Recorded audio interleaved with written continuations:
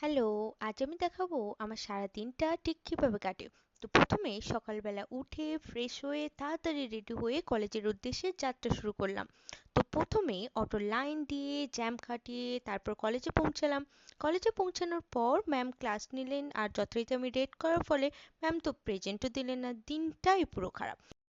যাই হোক, তারপরে আরেকটা আমার ক্লাস হলো। ক্লাসটা শেষ হওয়ার পরে আমাদের কিছুটা টিফিন টাইম ছিল, তো মা ম্যাগি বানিয়ে দিয়েছিল, আমি সেটাই খাচ্ছিলাম। খাওয়ার পরে হচ্ছে আমাদের আরেকটা প্র্যাকটিক্যাল ক্লাস শুরু হয়ে গেল, যেটা আমরা ফটোসিনথেসিসের অ্যাকচুয়ালি হাইড্রিলা প্র্যাকটিক্যাল যে করছি। প্ল্যান্টটা দিয়ে। তো ফটোসিনথেসিসের রেজাল্টটাও আমাদের ঠিকঠাক আসেনি, তো ম্যামের কাছে ঝাড়ও খেয়েছি। খাওয়ার পরে ঝাড়টার খেয়ে কলেজ থেকে আমরা বার হয়ে গেলাম, বার হয়ে গিয়ে আইসক্রিম খেলাম, একটু চিল হয়ে গেলাম। হওয়ার পরে আমরা হচ্ছে তারপর পার্কের দিকে গিয়েছিলাম, কারণ হচ্ছে আমাদের টিউশন যেতে এখনো কিছুটা আমাদের হাতে টাইম ছিল।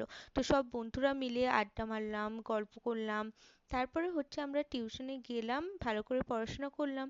আর দেখো, আরো একটা টুইস্ট বাকি আছে।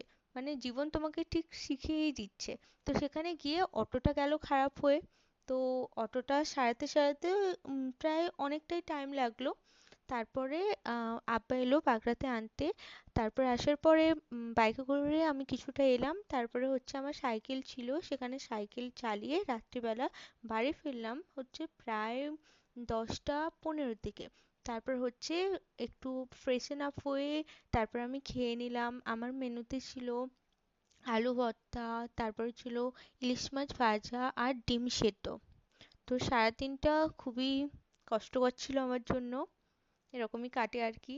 যাই হোক, লাইক শেয়ার অ্যান্ড সাবস্ক্রাইব করতে ভুলো না কিন্তু তোমরা।